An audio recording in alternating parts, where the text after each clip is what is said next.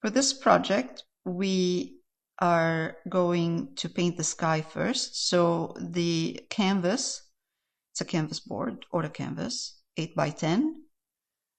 I covered the canvas with a wash of burnt umber and drew the reference on. And we're going to start by working on the sky and then the trees. This is the reference.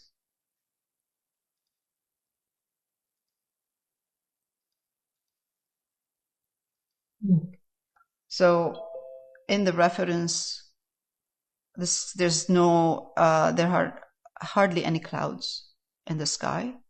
So I'm going to, what I did is I did a little sketch and I added more colors, the trees, and clouds in the sky.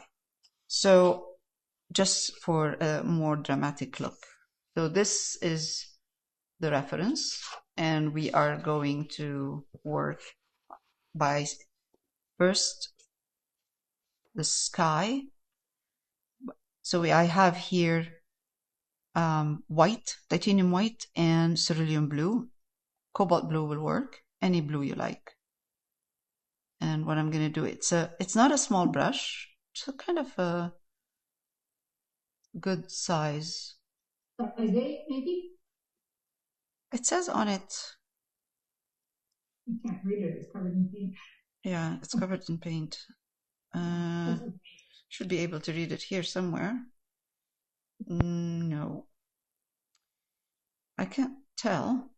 8 maybe? Did you say 8? I think it says 8. Yeah, I think it's 8. So what I want to do first is kind of wet the surface a bit. And I'm taking white with some cerulean in it. By wetting the surface a little bit more for the first layer, it will take the acrylic time to dry. So we have time to spread the color while it's still wet. That's a good color. Sorry, I'm just going to adjust the exposure. It's very light. There, that's better. Okay. Is it better? You can see the color now more. Yeah.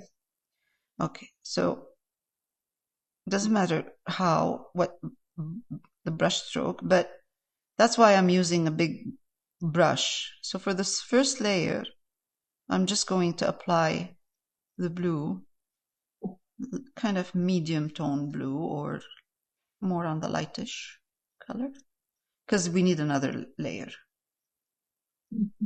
This is not going to be enough. Is that more like a wash or is it thick paint? It's a bit thick, but it has some water in it. Yes, it's more like a wash, but don't put too much water. I am going over the line of the trees a bit.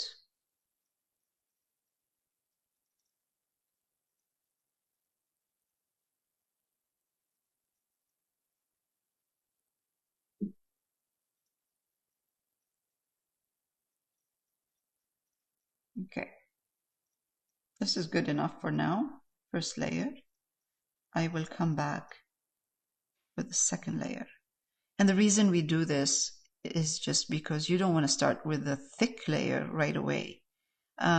Thick layer will work, but it's harder to blend once you keep going for the rest of the sky. So you will have a thick layer will dry fast.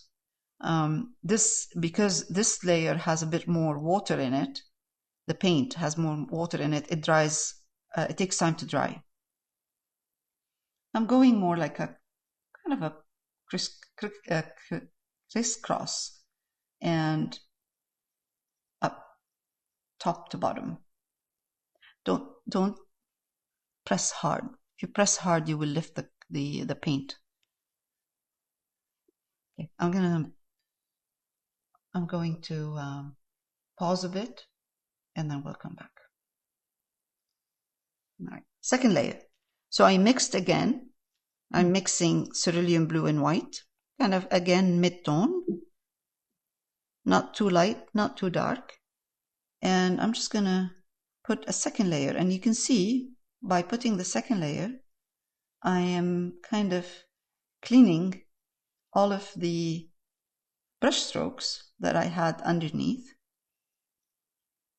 And in a minute, while it's still wet, all of this still wet, the paint, I'm going to start introducing slowly a little bit more of the white mixed with the blue, but more white. Okay, that will allow me to create the shape of the cloud I want to do. So with the corner of my brush, I know I'm using a big brush, and I know it looks like I'm using the whole brush right now. All of it, it's not. It's the corner of the brush. And I'm just going to kind of try to make a shape of a cloud. And you see, when you're working on wet paint underneath, if you're not pressing hard, your edges are soft right there. You don't have hard edges because the paint is wet and it's blending softly. Okay, let's go like that. Maybe higher here, a little bit higher. Is that just plain white layout? But white mixed with a bit of blue. So you want to see the... Okay, and then I'm going to push it down, push this down. This will allow me to design, let's say, the shape of the cloud, and part of it should be kind of blending in with the blue underneath. So that's why I work again with wet on wet, so I can have some blending of the cloud underneath. Now I can go back and I just wipe my brush, pick up some of the colors I was using, like the more bluish, and adjust the shape of the cloud. So it's like negative painting. So now I have, maybe I don't want the whole sky to be clouds. I can just remove, see, just kind of a bit of that original color I used right there. I just kind of made this part of the cloud disappear softly. So I have mainly here the strong cloud, and that's the shape. And then the rest I'm just gonna clean up a bit like that. So some areas you will see a strong presence of the cloud, and some areas it just disappears in the sky, and then it comes back on again. So on and off. So for now, this is good. Again, I'm just going to let this dry, and then we can leave it like this if you want, or we can add a little bit more, some more color in there. So let's let it dry a bit, and then we'll come back and add some more color. I'm just going to pause. All right, so for the clouds today, we're going to use unbleached titanium, ultramarine violet, and a bit of alizarin crimson, or any crimson you have. I'm going to take my unbleached titanium, put some white in it, because unbleached titanium alone is a bit dark. But what we want to do is create a soft kind of cloud that's not too white. Sometimes you can use Naples yellow and white for the clouds. That works too. I'm going to take a little bit of, with the corner of my brush, a little bit of ultramarine violet.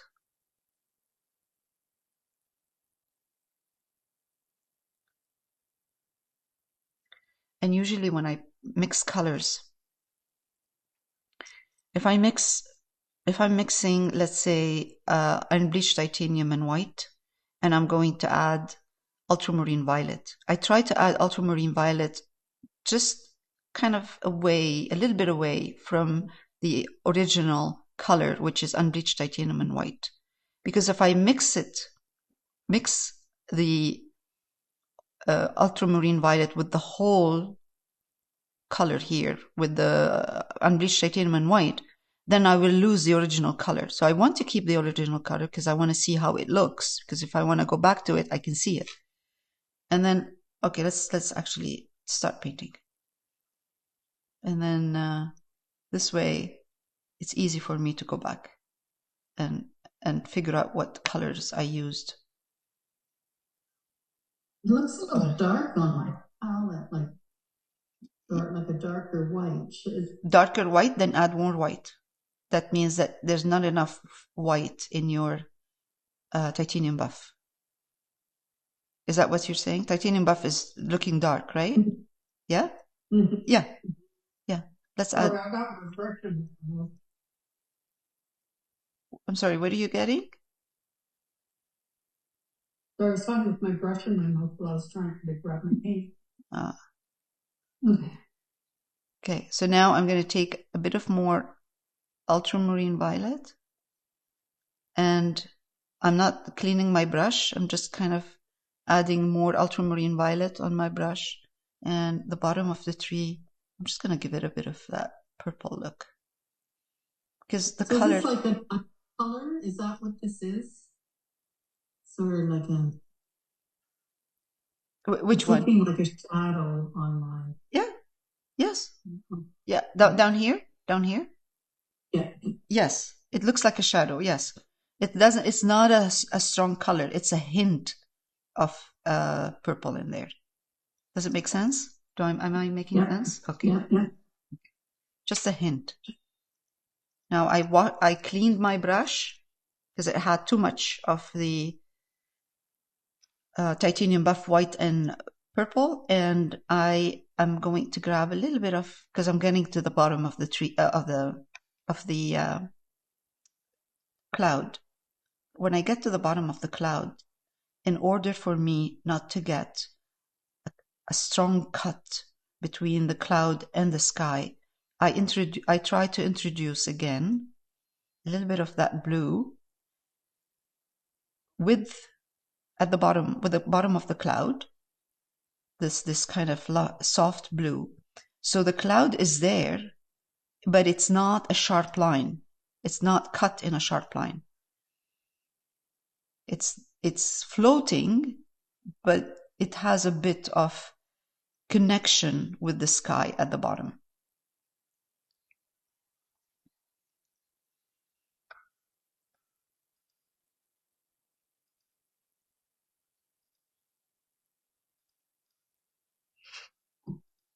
All right, I'm going to continue. I'm going to go back. I'm not cleaning my brush. Oh, God, I'll just wipe it a bit like this from the blue. Go back, pick up again. I did this with just the tip of my brush. And I dipped the tip of my brush in the water.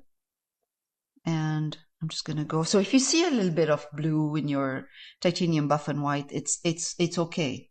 It's fine. It doesn't have to be looking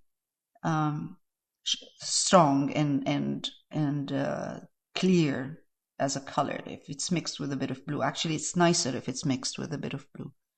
I'm going to take again, same. I'm going to repeat the same. Take a bit of ultramarine violet and mix it with this cloud that I am putting there.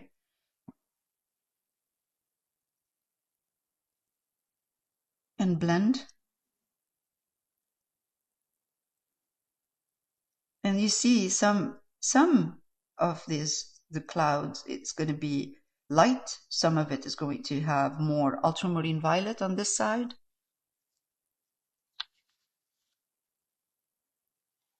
The idea is to make it look like it's there, but also I want this cloud to eventually have a very soft edge that disappears in the sky. And I can play around, just play around with it. Don't worry, because you know what's going to happen.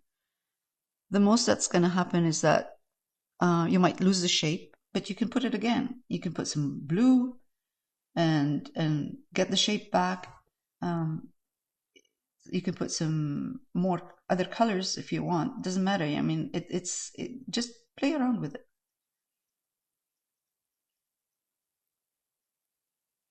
Like now, I would probably like to see a little bit more of clouds here.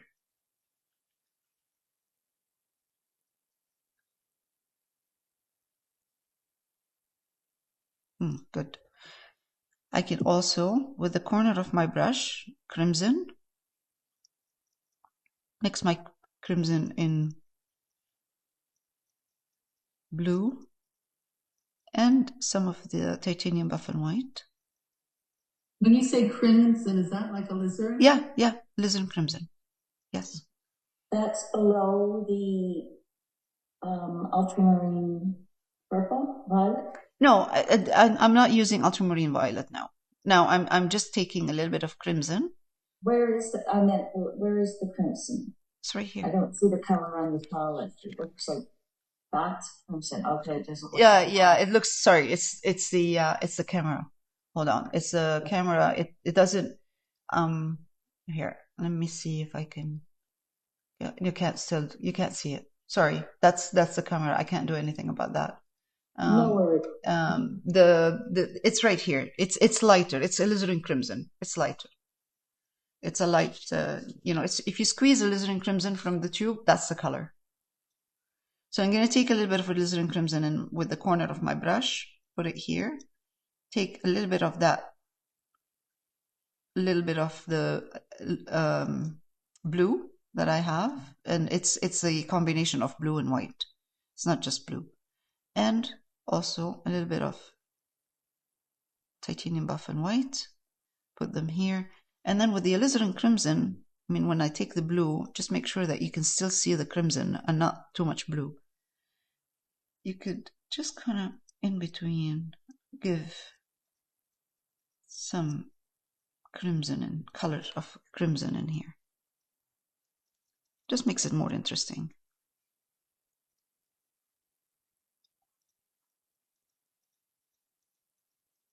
Eventually, we're going to be putting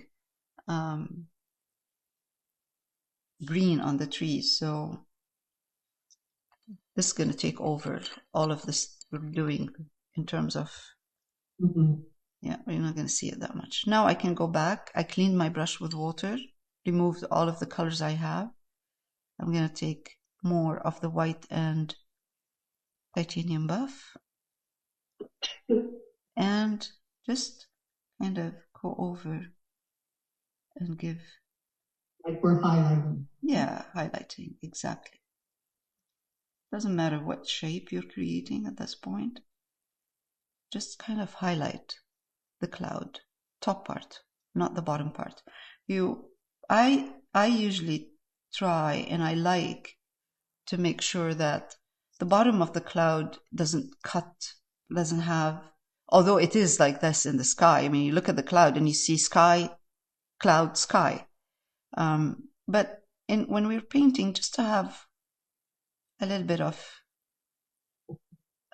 softer ending or softer bottom of the cloud, I like to kind of make sure that the bottom part is not cut in a way that you see just blue at the bottom. So with the corner of my brush again, I'm taking a little bit more white than the titanium buff, and I'm just kind of adding a little bit of white here and there. So you see when I get to the bottom of the cloud, I just try to push the color down.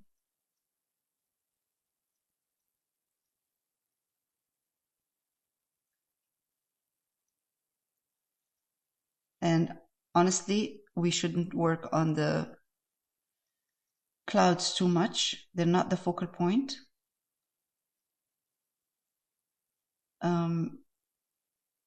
And just move on to the trees and the rest of the painting.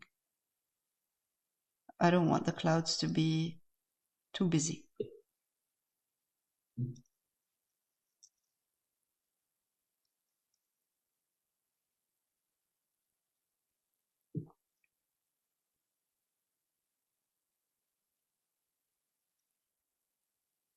Now, I'm going to take a little bit of blue with white.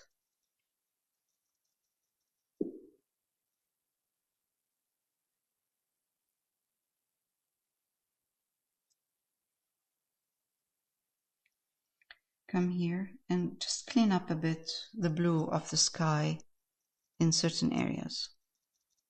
Not, if you're happy with the way it looks, don't do anything. Just leave it. The way the sky looks, just leave it there.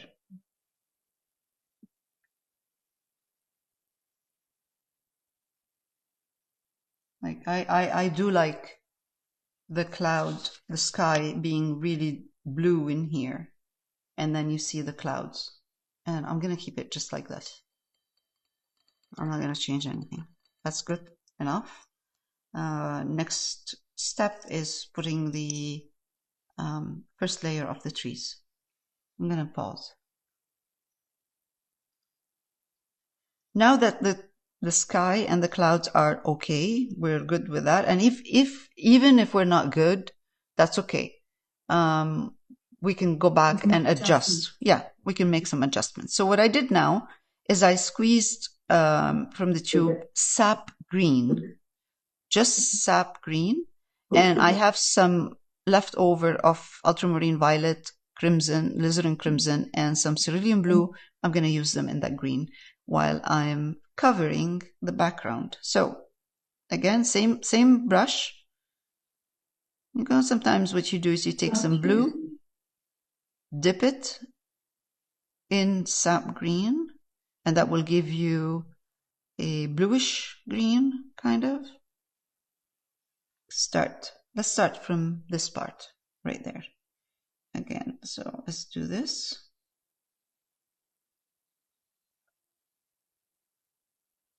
So you're making like a tree line? Kind of, yes, absolutely, yes. You don't want it to be sharp lines, so you want to do kind of try to somehow, like a little bit, if you can, follow what you see in the reference. I should open up the Doesn't have to be exactly the same, but kind of. Okay, I'm just going to go down, and like I mentioned before, we can leave line for the trees in the front, or we can just go down all the way down. And usually what I do is when I go down to the bottom, I try to go a little bit darker. So alizarin crimson with the sap green will give you a darker green. So the bottom part is slightly darker than the upper part because the bottom part gets less light and the upper part gets more light from the sky. It's not going to be too dark. It's just going to change a little bit. You can see it. You just dip some of the, oh, geez, you can't see anything. You have a reflection here. Here. Let me.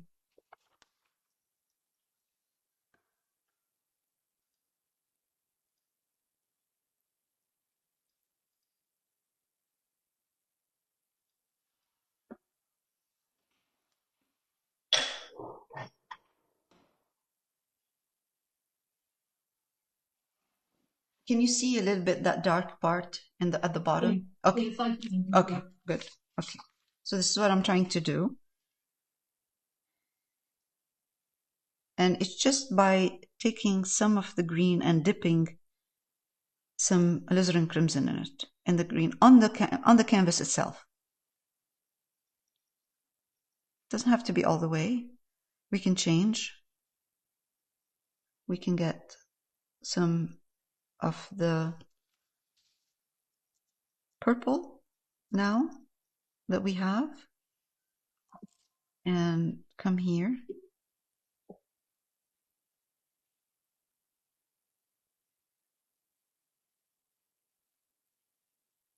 So this part, you're not going to see a difference right now, and there's no need to see a difference. We're just building a background.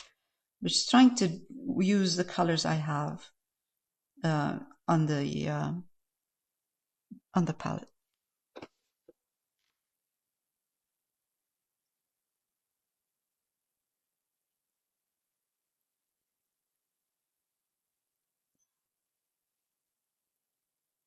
Some alizarin crimson again with sap green.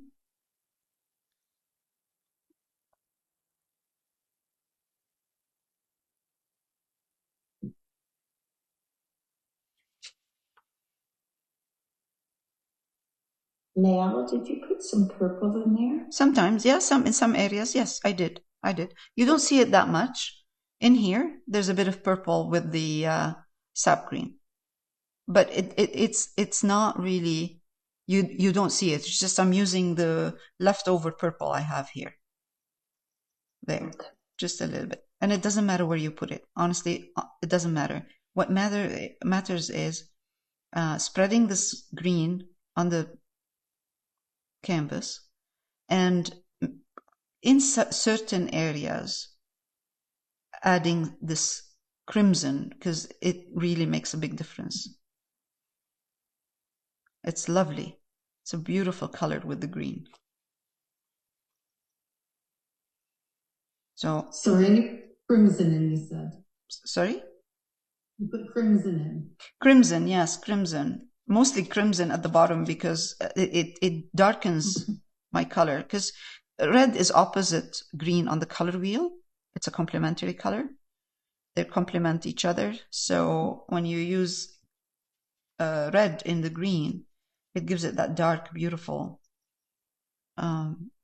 color. But having a bit of red in there, it is lovely with green.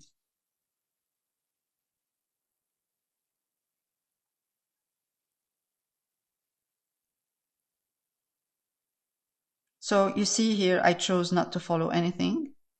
I just did green everywhere.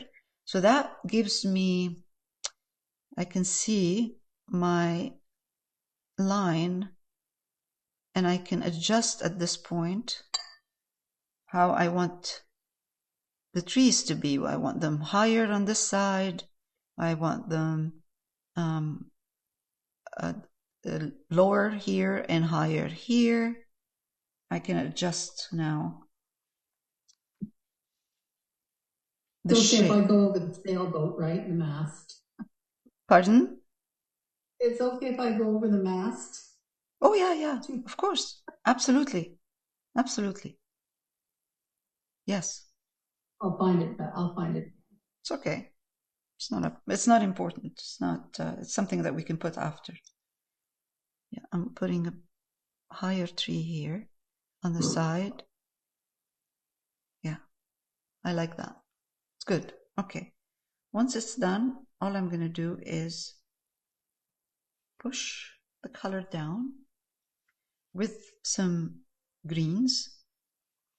Doesn't matter what greens. I can take now Cerulean and sap, because that's a nice thing about looking at a painting that has different greens in it. It's not all the same everywhere. You can see some blue in the green. You can see sometimes more red. And also because we're going to make the trees colorful in the back. So eventually, this is just the first layer. Is that an exact copy of color from the top?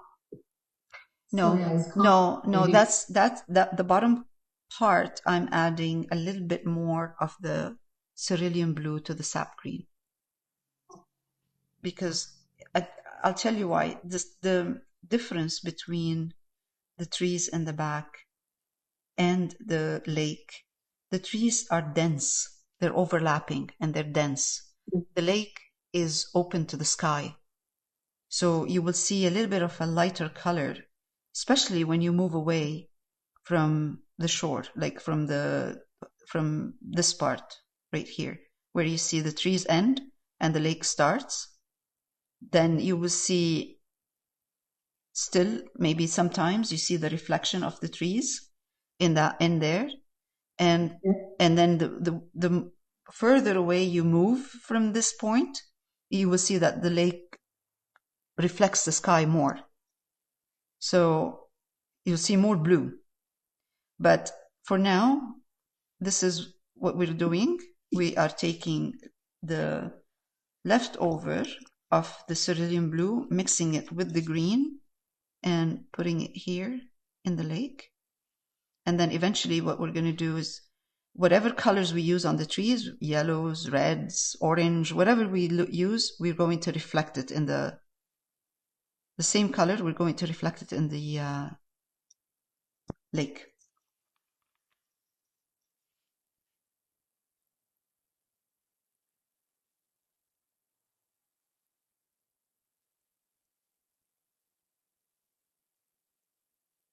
Always make my paint too wet. I just can't.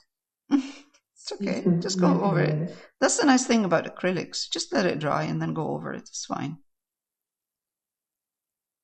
It's just so versatile and easy to use.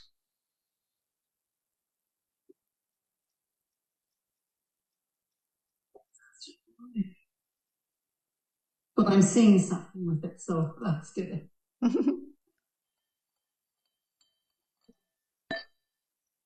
Let's let it dry. All right, I'm going to let this dry now, and we'll come back to it later.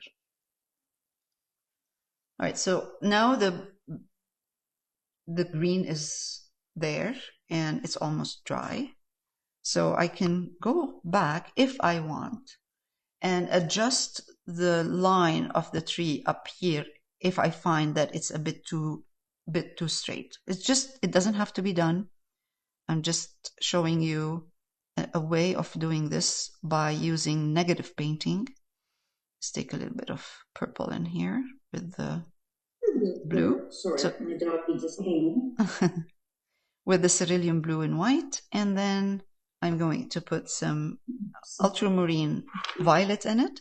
And all I'm going to do is go by, put some sky color in here.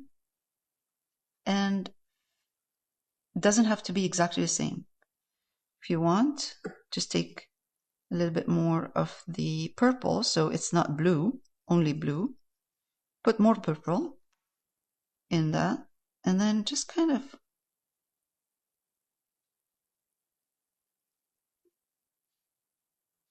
come maybe here. Let's say here. And automatically you see how it opens up the sky a bit. Now, when you're doing this, keep an eye on what you're creating in the foreground. Okay? So the foreground is really important as well. Because when you're doing something like this and you're using the background to change the shape in the foreground, keep an eye on that shape. Now, it doesn't mean that that's it, it's done, I can't do anything, I can't go back if I want and adjust it. Of course we can, no problem. You can play around with that, because what we can do at that point, if I find that I don't like it and it's not what I wanted, I can always go back and put the green on top once we start highlighting and change it, change the background again. So Negative painting doesn't mean that that's it. Whatever you're putting there is going to stay there. You just kind of sometimes try and see if this is what you want. And if it's not, then it can be changed.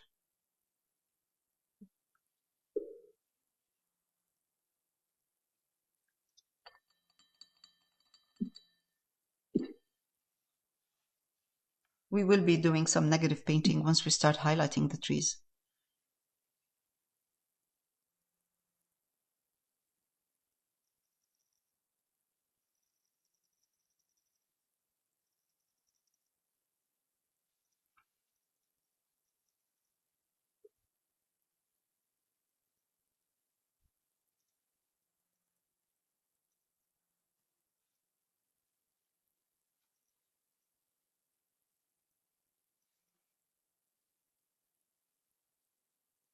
Oh.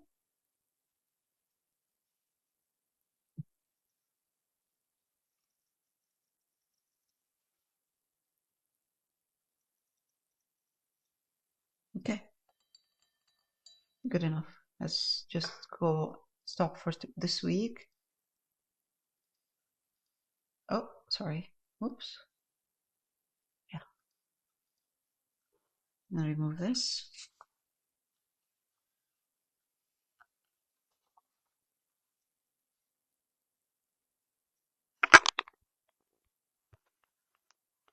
Okay. So we're good for this week. Next week, we'll start highlighting the trees. All right, this is the end result. Dark trees in the background and a lighter color for the lake and some clouds. Next week, we'll start working on the background again. The trees part.